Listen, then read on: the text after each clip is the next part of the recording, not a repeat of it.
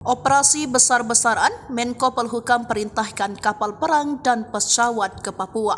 Operasi besar-besaran bakal dilakukan TNI Polri ke Papua. Menteri Koordinator Bidang Politik Hukum dan Keamanan, Hadi Cahyanto, perintahkan TNI Polri mempersiapkan alat utama sistem persenjataan dalam membantu distribusi logistik pemilihan kepala daerah 2024 di Papua. Operasi untuk mengamankan pilkada dari gangguan OPM, TNI Angkatan Udara akan mengerahkan pesawat CN sementara TNI AL kerahkan 2 kapal perang. Hadi juga meminta aparat intelijen memetakan kerawanan pelaksanaan pilkada 2024 khususnya di Papua. Ia menyebutkan ada 6 wilayah kabupaten yang dikategorikan wilayah rawan gangguan keamanan dari kelompok bersenjata saat pemilihan kepala daerah. 6 wilayah tersebut berada di 3 provinsi di tanah Papua, yakni Kabupaten Duga, Paniai, serta Intan Jaya di Papua Tengah. Kemudian Pegunungan Bintang dan Yahukimo di Papua Pegunungan, dan terakhir Maibart di Papua Barat Daya.